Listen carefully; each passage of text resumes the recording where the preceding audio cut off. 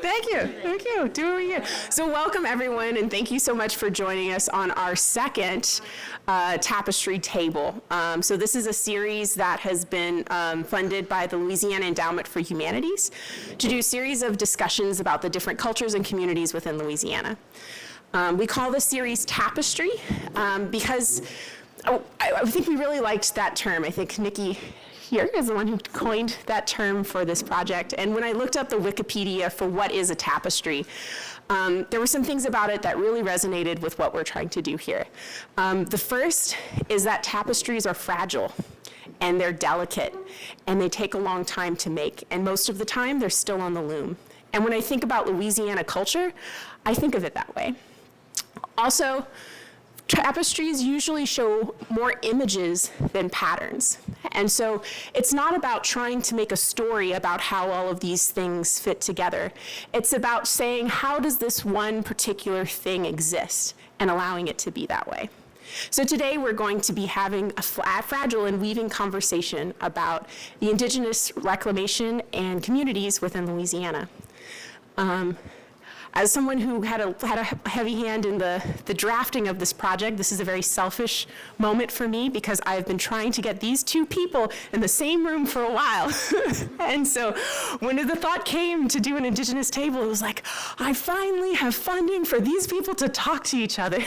And so we're very excited about that. Yeah. Yay! And one day you'll regret that. I know. I didn't tell them about that before. This has been a secret. Also, and bringing Erica and the Atakapa Collective in with more work with NUNUs and the NUNUs group, I hope that this is the beginning of a lot of conversations. I see everyone eating, but I just want to say there's food back there. Please feel free to peruse and go as far into the depths of NUNUs as you feel comfortable. You won't get lost. And then there's a bathroom. If you follow that neon green wall, it's on the other side there. So without further ado, the way that tapestries usually work, you'll see these cubes on your table. We don't have PowerPoint slides, but the cubes have some information about different things. They make a pleasant little clink when you pick them up. It's a ping pong ball in the middle. We just thought it was fun. But you'll see a few different QR codes for different things and some images, and you'll also see a map of Indigenous Louisiana. So feel free to play with those as we talk. Each speaker is going to speak for about 10 or 15 minutes on their work. I'm going to ask some prompted questions, and then we're going to open it up to do some table conversations and discussions. So, did you guys do a rock, paper, scissors yet over who goes first? No. Yeah, that's better. Hurry up and get me over with. No, I'm serious because I'm like, oh my God. You ready to go? His eyeballs. Okay. And please, if y'all have questions, interject in between because I really wanted this to be conversational. And so I did not really prepare anything. So we'll just have a talk. So do you want to start with the question? Yeah. Okay. Yeah, absolutely. So I think you do so much work in culture and cultural heritage in the Lafayette, Opelousas, General St. Landry region. Can you tell us a little bit about how you've got started and tell us a little bit more about your cultural work with Indigenous communities here and how you got started and activated in that space? Well, I'll say where we are now was never part of the plan, and that's kind of how life happens.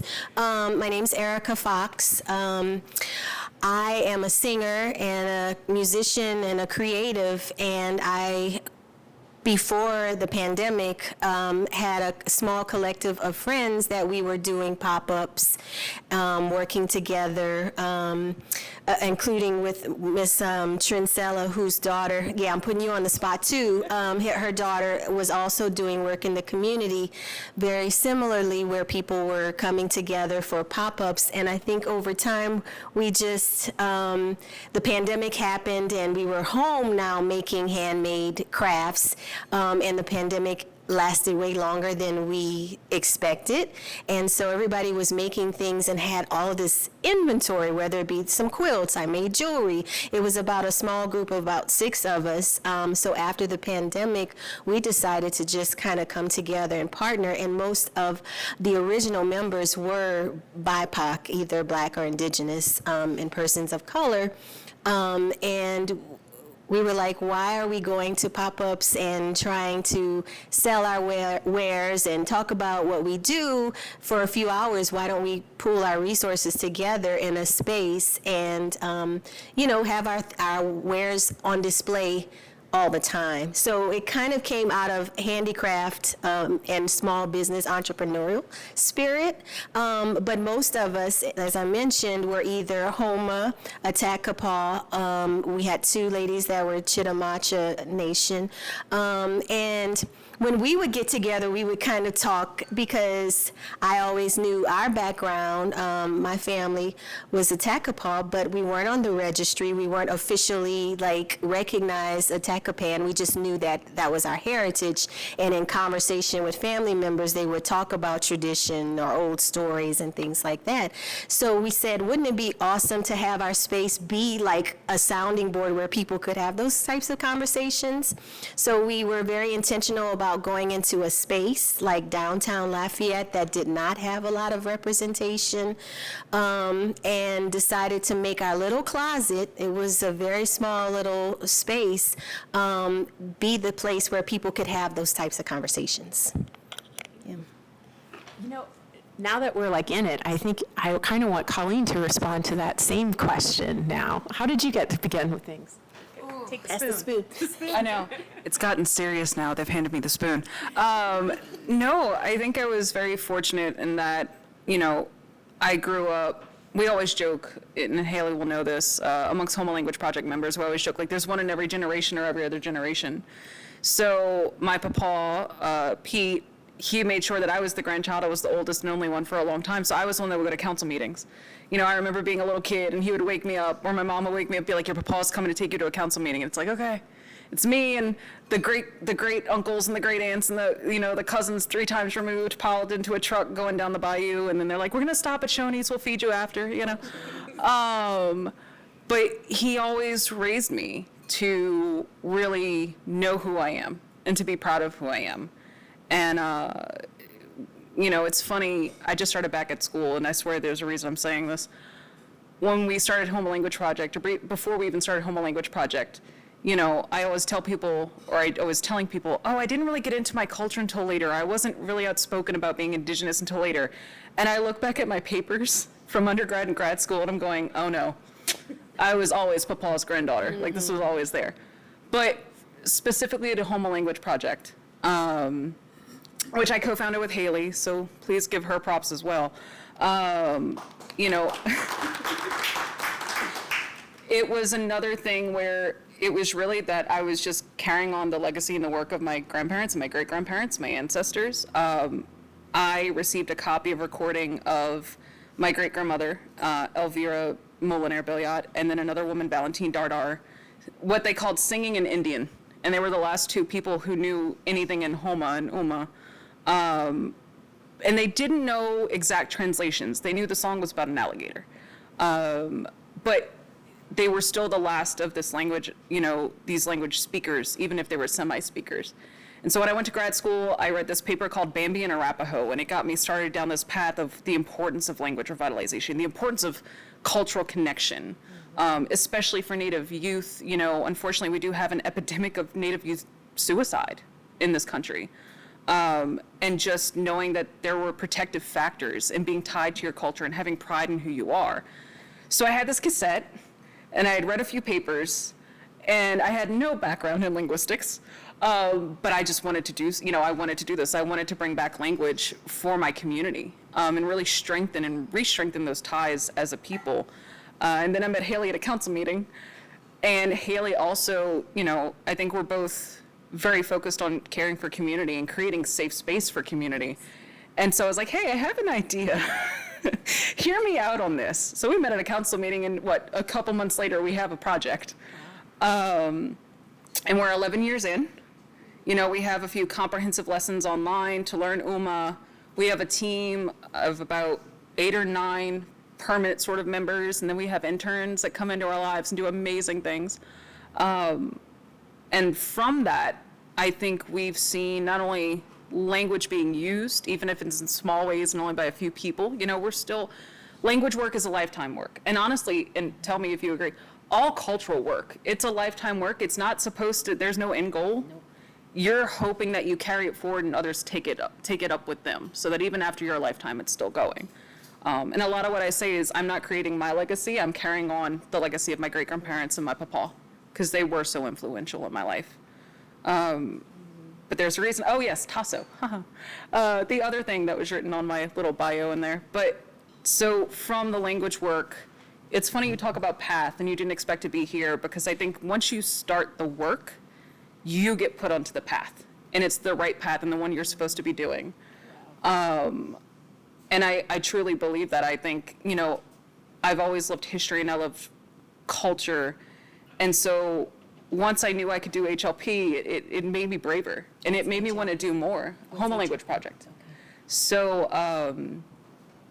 I found out that we had a traditional gathering of the Houma people, and it was to remind us that we were a people, and we would connect. I love this imagery. A flotilla of pirogues would go down to the Gulf for a week every year, and we would all, sort out any conflicts, and we would catch fish together to dry for the harsher seasons and matchmake and play games. And I wanted to bring back that sense of community. And we opened it up to all tribes. It's intertribal now. It was supposed to start in 2020. This thing called the pandemic happened. So our first one was in 2022. So we've had 3 now.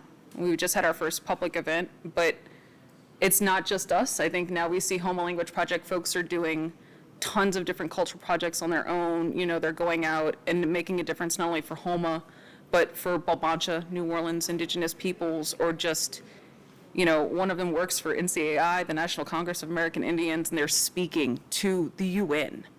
I think as much as the work is for the community, it's really helped center all of us, and it's helped us feel more confident. And at least for me, I feel like it does make me a better person, because I get to, the more I learn about language and culture and how my ancestors lived, and what their ideology was, it makes me want to emulate that in the best of ways. I went really off track, sorry, but there we go. Beautiful. Yeah, thank you so much. I feel like I want Erica to kind of respond and resonate with that, because I feel like a lot of your work is building spaces, whether it's Maison Creole or the Atakapa Collective. What is it to build? What has it been for you to build these places? And what resonates for what you do? Well, one, the need for it.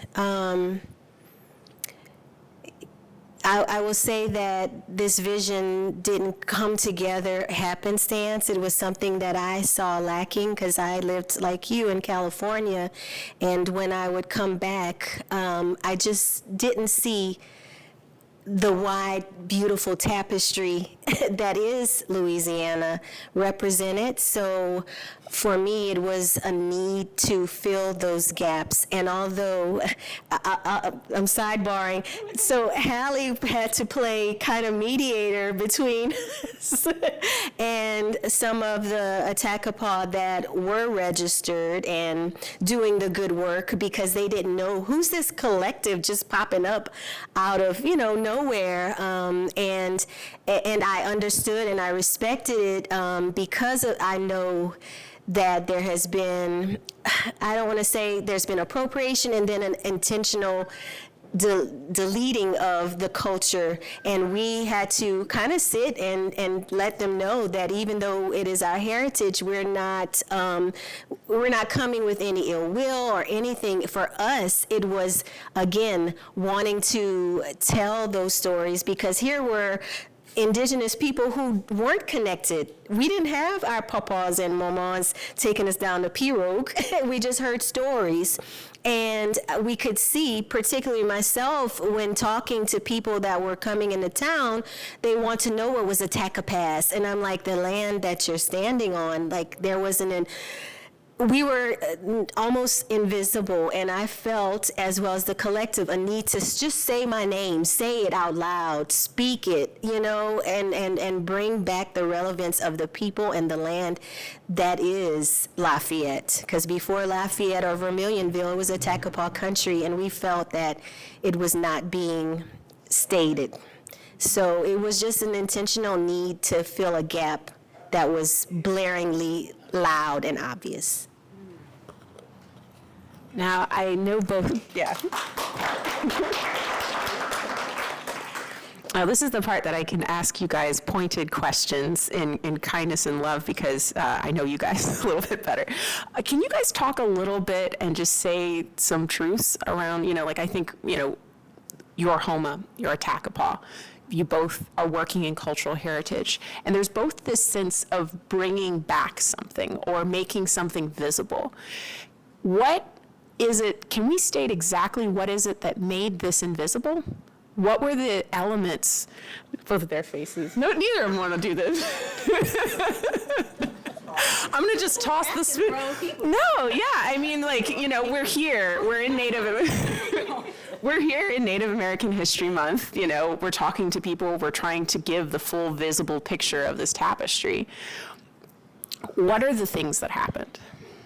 I think the commercialization of certain other cultures kind of took precedence, like Cajun and even Creole. And so our indigenous brothers and sisters kind of had to take a back seat to all of that. That's the first thing that I saw.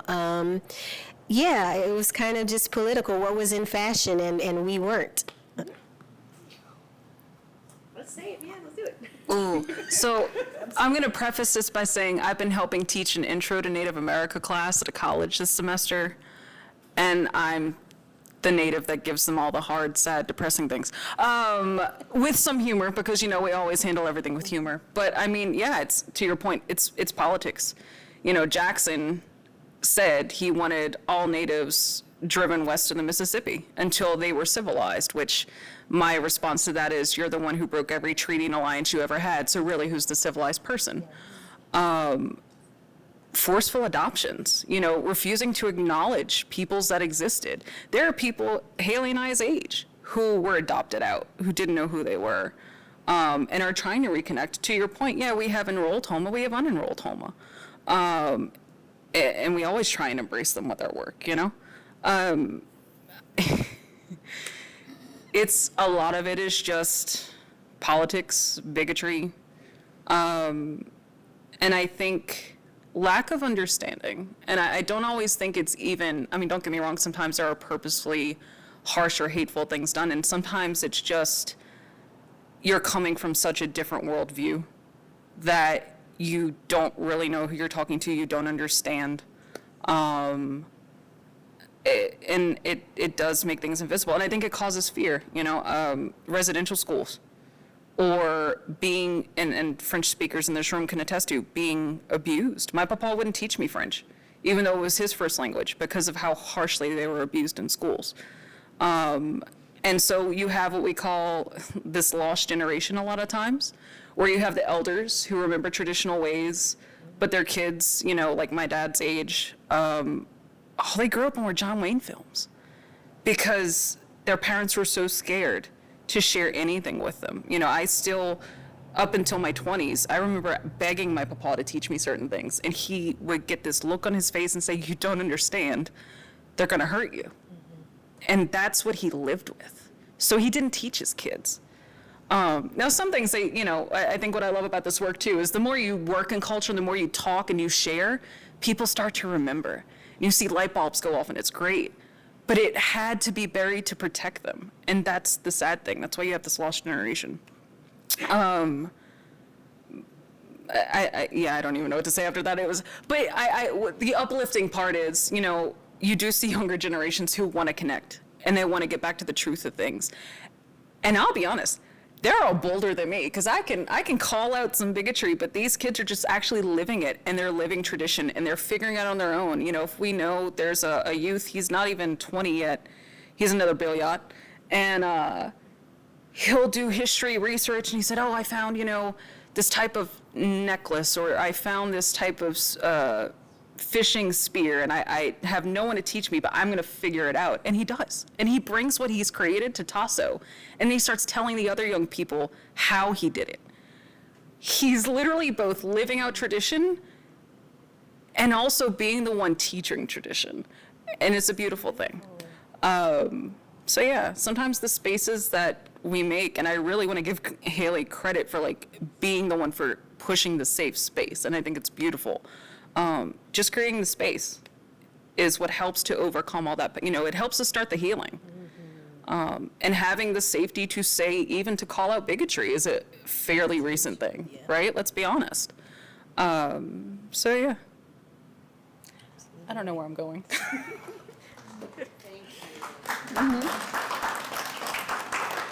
So that was the opening conversation.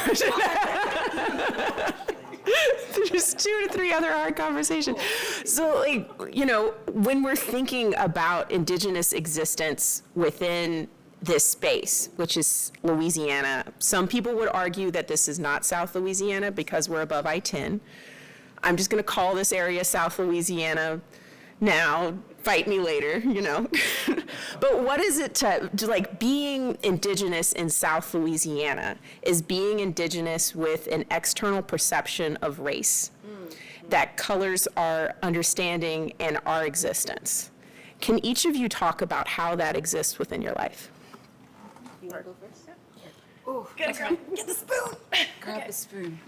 Really quick, before I answer your question, I keep thinking to say this, and by the time it's my turn, I forget. I love it. It's tapestry. So one of the things I learned, I think in my teens, was that most tapestries were actually built with an imperfection in them because we're human. Only God is perfect. And it's not the same, but I like to think of tapestry as when we're doing this work, there's so much to be done. We can't do everything, right? And it may not be exactly as it was. We can have an entire conversation about traditional versus cultural, because we're not stuck in the past and culture evolves. Anyway, but I like this idea of tapestry because it may not be perfect, but it is still beautiful and artistic, and it's still preserving and maintaining things. I've already forgotten what your question was because I wanted to remember that. No, it's like how has your external, how have people perceived you and your race, and how has that changed your experience as an Indigenous person? Obviously I am white presenting, curly hair, green eyes. My first name is Colleen. They get the Irish bit pretty quick. And then they hear my last name. I've actually had someone, and I'm not going to repeat their words on this camera because it is a slur, but I've had someone ask me how I have a good Irish name and a bleepity bleep last name, because, racism. But I think it is hard sometimes because, especially in the Southeast and especially in the East, again, there was a lot of politics over generations trying to deny that Natives lived east of the Mississippi. And so there was that you're black or you're white, and there's nothing else. Even Indian schools. The very existence of Indian schools down the bayou was a fight. And instead of letting Native students study here, you can still find these notes. I don't know if you've ever seen them, but it'll be like, oh, the government sent someone to study the phenotypical features of this Houma child. And they'll say, well, they don't look Negroid, and and pardon my, I don't like saying that word, and they're intelligent enough, so we'll pay to send them to a residential school because they can't go to either white or black schools here. They're not allowed. One of our elders, Bruce Dutu, talks about when segregation ended, they floated the Indian school up on a barge, put it behind the desegregated school, and said, look, desegregation, stay in your building. We live in a space where even in my dad's generation, they didn't want to acknowledge that there was anything but black or white. And so, then I come in with my very enthusiastic indigeneity and talking about all the things. Sometimes I feel like the stealth Native, right? Because I look so white. I go into these spaces, and the first thing I tell people is I'm Houma, but it's like they see me, but they don't hear me. And they'll start to say something like, nope, let's correct that right now. Oddly enough, I think being back on a school campus and reading these papers by academics and just not only how they misrepresent and mistreat Native peoples here in the US, but just any minority people, has actually helped me this semester really get over my own imposter syndrome with things, because I'm the only Native voice in these classrooms. And I'm going to sit there and say, no, you can't say this about peoples, and you can't talk about how your research exploited someone, but it's interesting findings. You know, that's not fair. And if you're going to exploit someone to get answers that aren't critical to the species, then do you really need to do the test? But yeah, I kind of went all over the place with that. But I guess my point is, it does affect you. And I think we all sometimes have this feeling of, am I Native enough? If you're not, you know, what other people expect of the phenotype. And especially this conversation of blood quantum, right? What percentage? And I always say, like, yeah, is it my nose? You know, is my nose the Native bit of me? Is my foot the Native bit of me? Like, you're breaking me down into percent. But again, that was created by the government. That's not how any Native people dictated who was part of them. And actually, I'm gonna steal this spoon for one more 60-second bit. I would challenge anyone in this room to tell me of another nation in this world that literally is based purely off of blood quantum. There's none. They don't exist. Because that was forced upon people by a government. And if you actually approved and gave us the sovereignty that we should have as nations, we would have immigration. And let's be honest, we're all related. It's not just that you have a Billiot ancestor. We were not like European royalty. We did not believe in inbreeding. Yes. We're all connected. You know, we had intertribal marriage. We had absorption of each other's remnants as people were migrating. And so, yeah, it plays a role. I will say this. I also like to always be very aware of my privilege because I am white presenting, even in the Indigenous spaces that I go to.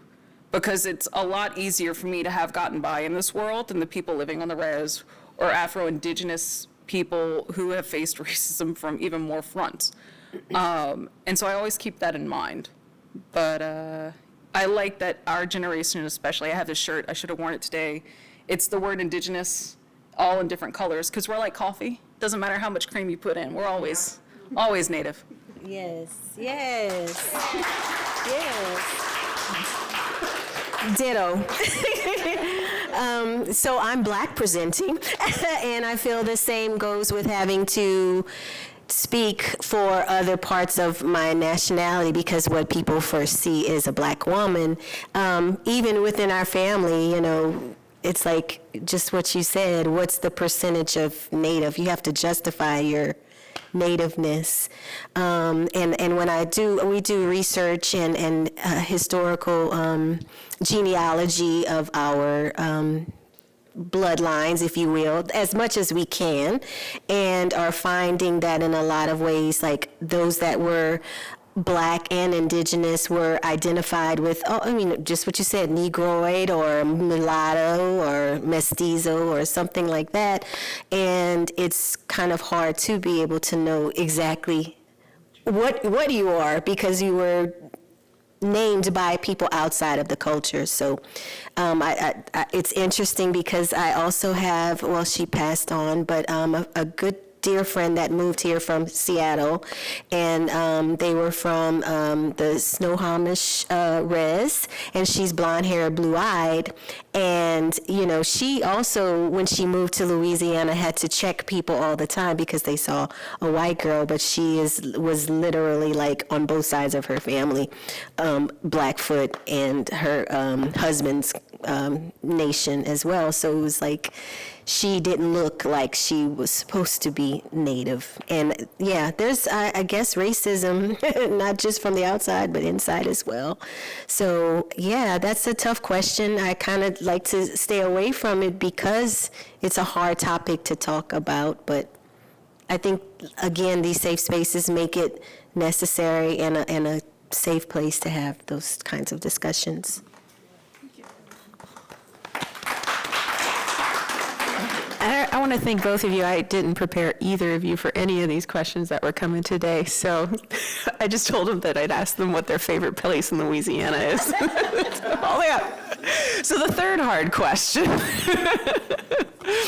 I think, you know, when I think about how Indigenous is described in America, it's usually around the concept of recognition. There's federal recognition. You can see these faces, all right? There's federal recognition.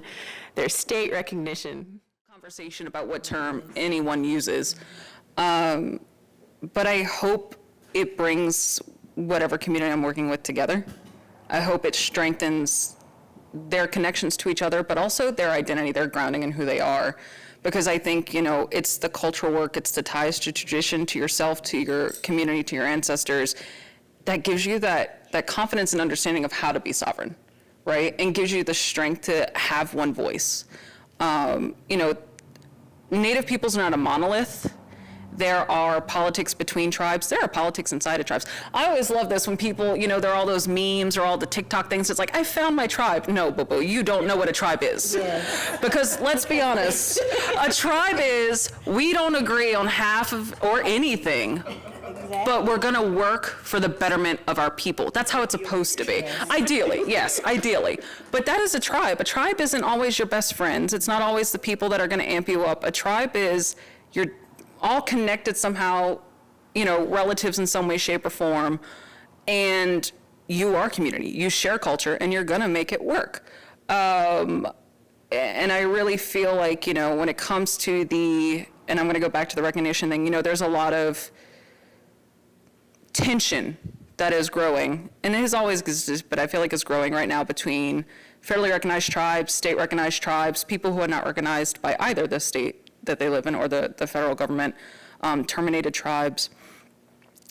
And it all goes back to this external thing, the recognition of an entity that has no concept of what it means to be Indigenous.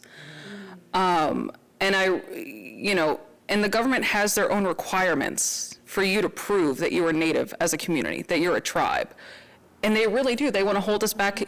You have to look a certain way or act a certain way. They don't want us to be modern peoples. And I think if we could focus on culture and community and the things that we share and have a more united voice, it wouldn't matter whether a government recognizes you, again, a government that's not Indigenous, because you would be doing the work and supporting each other. I think collaboration and strengthening ties between tribes and between peoples, and doing that in a good way, in a traditional way. If I had the money, we would be doing river journeys every year. I would be meeting with peoples up and down the Mississippi and its tributaries every year in a traditional manner, coming out of a pirogue or a canoe, trading even small things with them, just to build those connections in a way that is inherent to our peoples.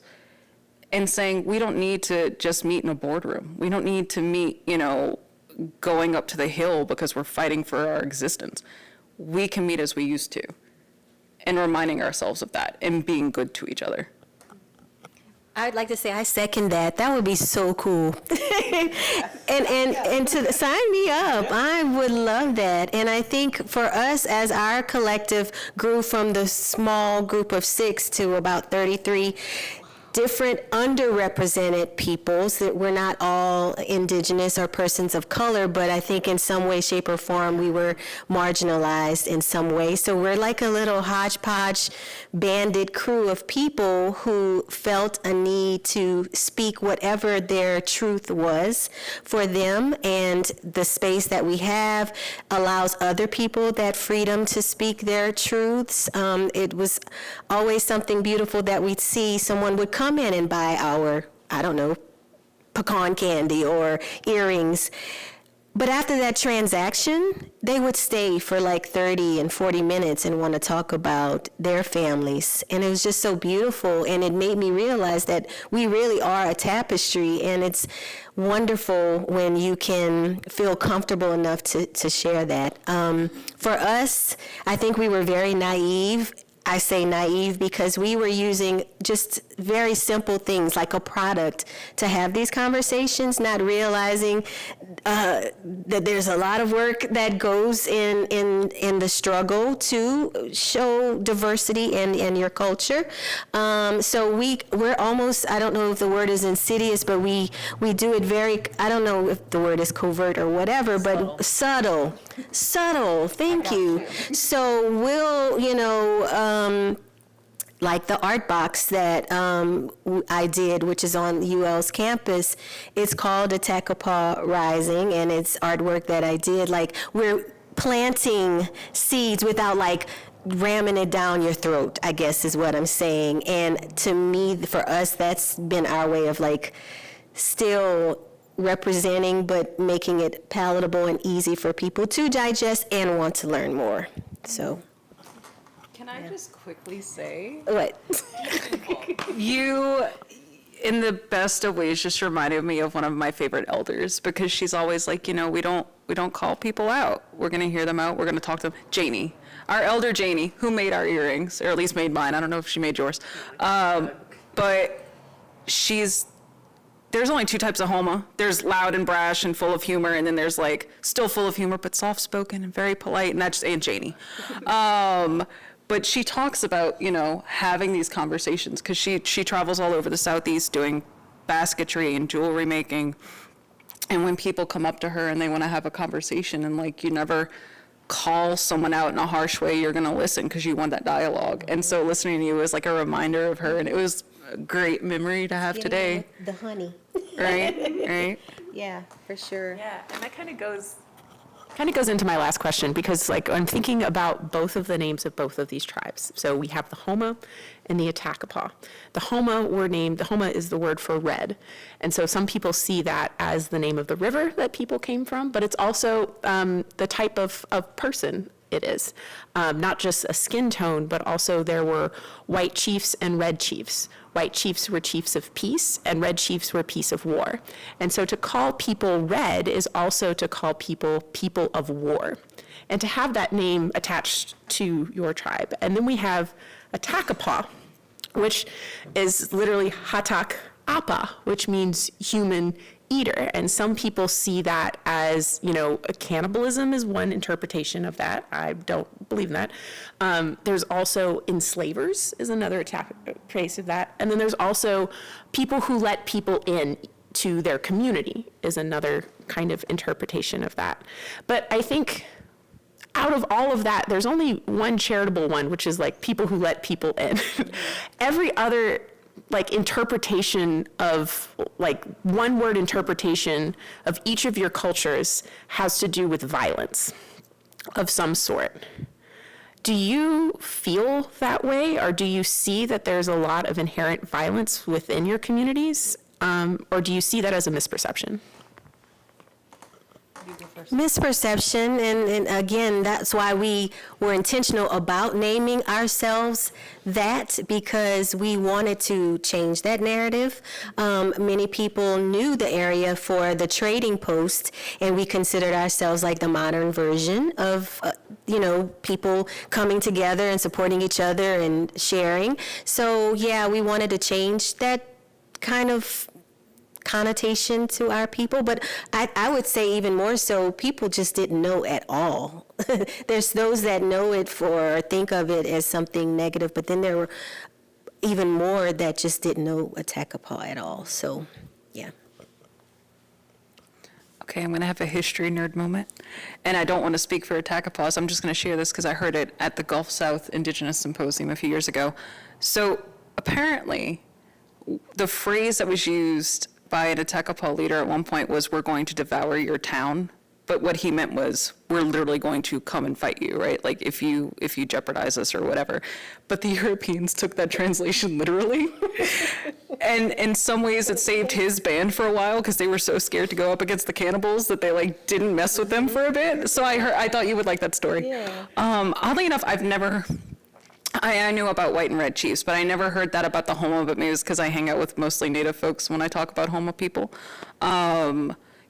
So red isn't just a term for a color. Red is actually an honorific for some southeastern tribes. And in terms of the Houma's relationship with other tribes in the region, especially in our sort of glory days, we were the mediators, but we were also the fiercest warriors. So I can kind of see this warrior, or this war-focused, maybe, thing.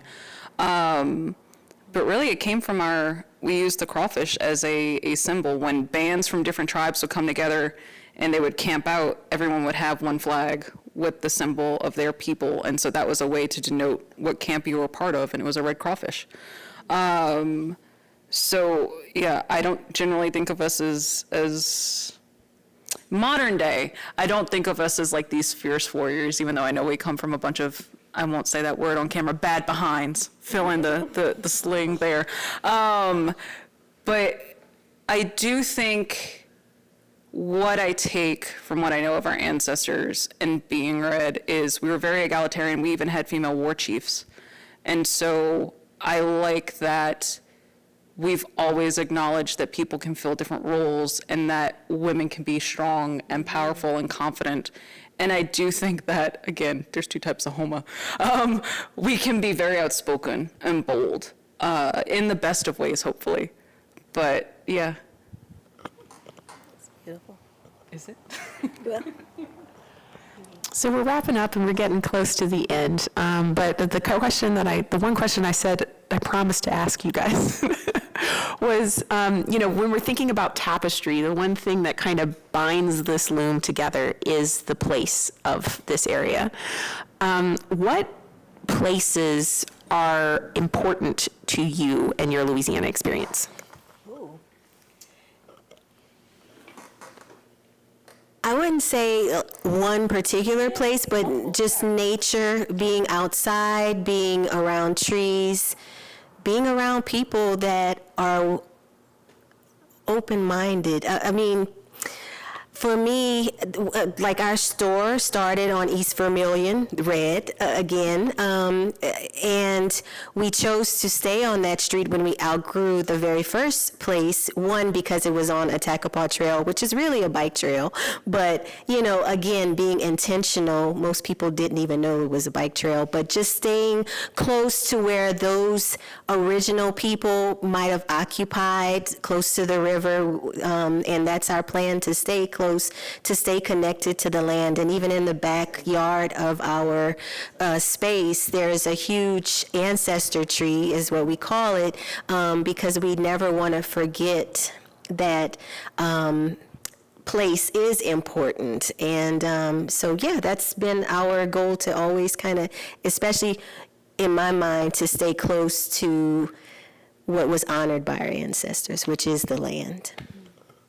But anywhere, as long as there's something, that we could tie ourselves to. Yeah, multiple places. I think it's obviously down the bayou because the majority of Houma are there. There's a quote from the grandfather of Native comedy, Charlie Hill, who says, we had a little real estate issue. So the bayou now, right? But really, we started out what are now called the Tunica Hills. They're really supposed to be Houma Hills, but that's okay. We could share if we ever get back there. So I think up above Baton Rouge, we're the reason, if you didn't know, that it's named Baton Rouge. There was a lovely red stick that denoted where Houma territory ended and Bayou Gula territory began. And then obviously for me in particular, St. Bernard, because it's part of our service area, part of our tribal districts, but it's literally just where I grew up and where all of the the papa and the great papa and great mama, all the people that really put me on this path were. But one other thing I'll add, because I apparently can't stop myself, is being down the bayou, it is our home and it has been for centuries, but what you hear a lot when you talk about Native peoples is, oh, we're resilient. And I don't know if y'all have felt this way, but we have so many conversations now about, we're really sick of being resilient. Okay. We would like things to be easy for a while. Just for a while. But I think what I love about the Houma story and just Bayou Indigenous peoples is we weren't just resilient. You literally shoved us to the end of the world. We're a people between land and water, and we flourished. The Houma people are the only people in North America who do a certain type, or did a certain type, unfortunately I don't think we have any weavers of it anymore, who did a certain type of basket weaving that's only been seen in Central and South America. Our blowguns, we had two types, again, one from Central and South America, because we're all more interconnected than anyone ever agrees on, right? But it's not just that resilience, it's that flourishing, and we are tied to land. And that maybe is the final note I want to make, actually. I know I'm going on. It is a choice every day. I've lived overseas, I've lived in DC, I've lived in Texas, I've lived many places, I've been very fortunate, and I chose to come home. And I chose to come home because the work I was doing with my people, aside from my 40-hour-a-week job, it's a choice to be in Cancer Alley. It is a choice to be where there are hurricanes and climate change and erosion, and I live in the shadow of a refinery, and I've lost, we were talking earlier about relatives lost to cancer. I was losing relatives to cancer before we were out of our single digits. Children. It's a choice to come back and to deal with those struggles and to wake up every day and be like, this is what I'm facing. But we do it because we love the land. We do it because we love our communities and because this is where you need to be to do the work a lot of the time. And how do you say no to that? And I do think that other people can have a connection to place, but I think it's a whole nother level when you're talking about Indigenous peoples. And, you know, there's she's a MOA, Band of Choctaw, I believe, person in our generation, Virginia Lee, who sat on a panel with me last year, and this has stayed with me, so I'll share it with you. And she said, what you don't understand, or how do you ask someone to leave the place that has literally affected our biome, has affected our DNA, and we in turn have done the same. We're part of this environment. We've been here for so long, we are part of this ecosystem, and we can't just up and leave, and we won't. And even as things get worse, we're not only trying to make it as good an outcome as possible for our own peoples, but for everyone else there. Because it's not in us to just care about our peoples. We're caring about the land and everything in it, including those who may not even want to protect it.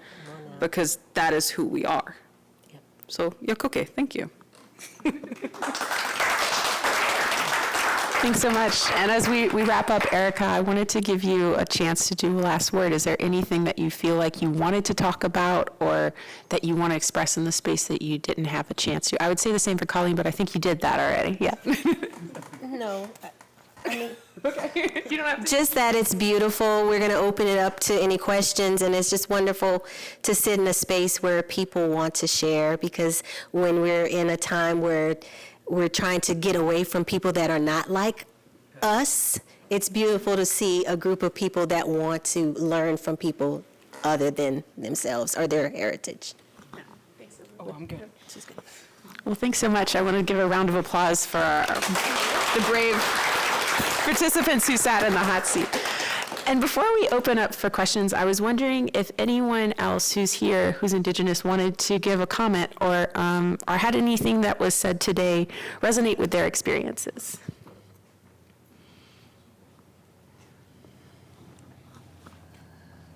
Oh, pass the spoon down. Pass the spoon down.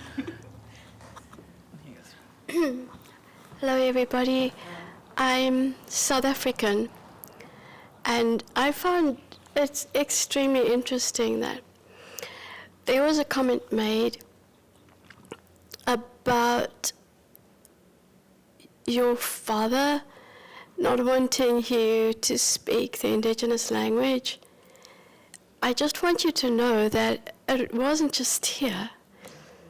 It was in South Africa too. I wasn't allowed to learn to speak Tswana. And many of us were shamed. So a lot of the stories that are put out on the earth plane is lies and deception. And our brethren here got the wrong impression of what was happening there. And we got the wrong impression of what was happening here. So, the stories that I've been listening to are extremely similar, and I'm really humbled to be here. I want to just make inference to the true Indigenous history. So in South Africa, to the world, the story was put that the blacks are being impoverished and marginalized and everything.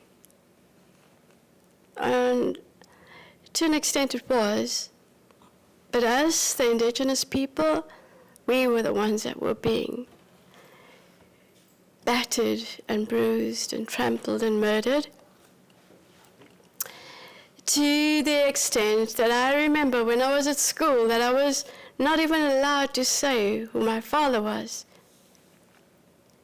because otherwise I would have been taken out of that school and sent to a lower form of education. And you can't even begin to imagine what that would do to a child. So when I looked in the mirror, I hated myself. And because I didn't look like anybody else, you know what I'm saying? So I've noticed with the little bit of traveling that I've done, thank God I've been privileged to be able to travel, that the story it's happened everywhere.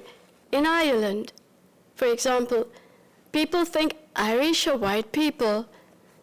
They were black people, they were dark-skinned, and so were the Scottish. Why do you think it is that we're sharing surnames? You know, my surname's Billings, and there's a state or a place here in America called Billings something, and it's Scottish too, and it's Irish. So there was something that happened on this earth plane very recently. It appears with the research that I've been doing for the last 30 years that something terrible was done to us, the indigenous peoples of this earth plane. And some of our memories were wiped. And that is why there are similar stories everywhere of the orphan trains. And I'm just going to leave it there. This is too deep. It's a really deep rabbit hole. Thank you.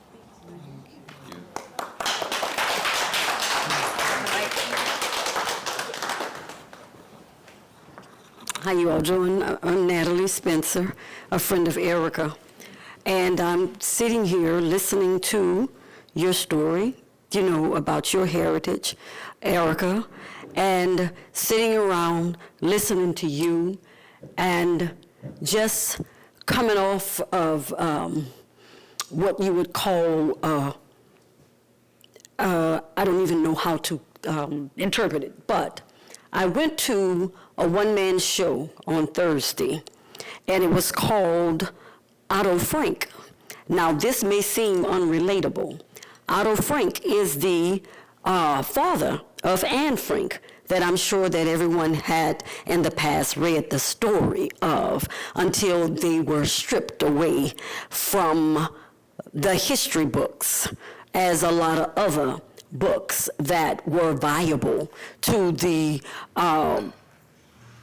actually the cognitive thinking of all of us, and the fact that much as there are differences, there are so many commonalities.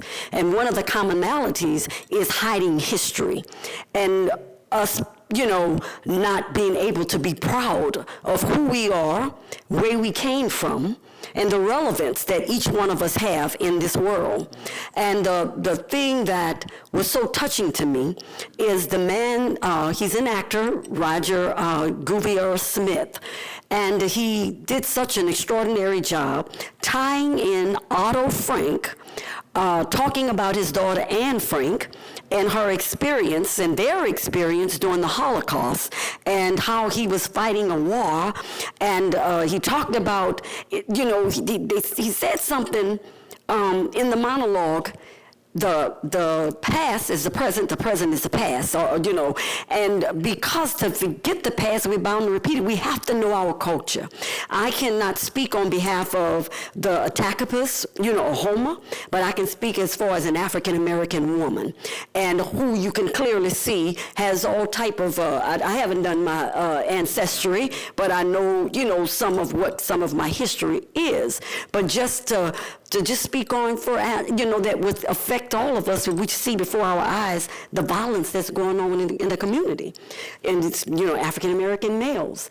My thing is, you know, how can you know where you're going if you don't know where you came from? A lot of time, they're not a lost generation. They're a generation that don't know. They don't know because it's being stripped away from them. Things that we should know. You should know from whence you came and all of the rich culture. You know, African Americans, we were enslaved, But we were not always enslaved. There was culture that came with us. There was a heritage that came with us, and all of that has been stripped away. So as much as I look around and we see different colors, different faces, different spaces, we are all the same. We are all the same in the rich culture. I was just at listening to the things, which make me want to learn more. And that's not even my culture that I know of. I may turn around and after I decide to do my history, I do know that I don't know what tribe, but some, type of tribe, in my family. I don't know, but I'm interested in it. And it should be that way. You should be able to be proud of who you are, where you came from. We all should be able to be proud, even though a lot of pain and suffering has incurred, and that's what Otto Frank did. He talked about modern day stuff as it related to the struggle, the pain, the killing. They burned the big books, they killed the people. How many of us haven't just, gone through that within our cultures where we were murdered? And suffered different atrocities. That was very touching what you said, and had the opportunity to go around and see that some of the history that is being taught us, is it really our history? Or is it the way they decided to tell the story? Everybody have a story. You have a story, you have a story, you have a story. But what is the real story? So as you all have conversations like this is good because you were able to get your ancestors, your grandfathers, and your great-grandfathers to tell you the real story, right? To make you proud. So we have to begin to have more conversations like this together so that I can learn about you, you can learn about me, and we all can coexist in this world and not have thrown down our throats. I'm so different than you. I'm better than you. That's what this world is doing into this modern day society, making us feel I'm superior, you inferior. We all have red blood. We all die the same. We come here the same. And so we have to embrace what these young ladies are doing. I applaud you. I applaud you. And the conversation must continue. Today it may be about Atakapas, in Houma, but tomorrow it needs to be about something else and someone else so that we can embrace each other. Thank you. Thank you so much for that. And that feels like I need to put a commercial on the back of it to say that we'll be back here in December talking about contemporary European immigration, and then we'll be back in January talking about Laotian communities in Louisiana. And then we'll have Talib Creole wrap us up in February talking about his concept of Louisianiase. So yeah, I hope you guys come back and there's more conversations. Thank you. I want to put two people on the spot because y'all are here. So I would like, Erica's mother and Joe. I feel like we need a comment from both of you guys. So a spoonful of each. Yeah. So literally what I see here, we all are sisters and brothers. Like Natalie said, we all have red blood. And what man brings about to destroy, God will restore. And that's what I see is going on now. So congratulations to you, Erica, and I forget, for bringing this conversation. I've learned a lot, and I know a lot, but I know we don't have time to discuss, because what she said about the surname, my surname is Hardy. So does that make me Irish? Does that make me Black American? Does that make me Indian, Native American? But we all come from one place, and we all are sisters and brothers. That's what I have to say. Thank you so much. I also think it's curious how we put so much weight on a surname, which is also just like a very interesting concept. Okay, we're getting asked to change. The next one's going to be January 2nd. So January 2nd is the first one. The first weekend in January. And it's a Saturday? Is it a morning thing or an afternoon thing? 12 to 2. 12 to 2. Okay, so if you guys want to continue conversations about indigeneity. But Joe, I'd like for you to give your comment, a spoonful if you have one.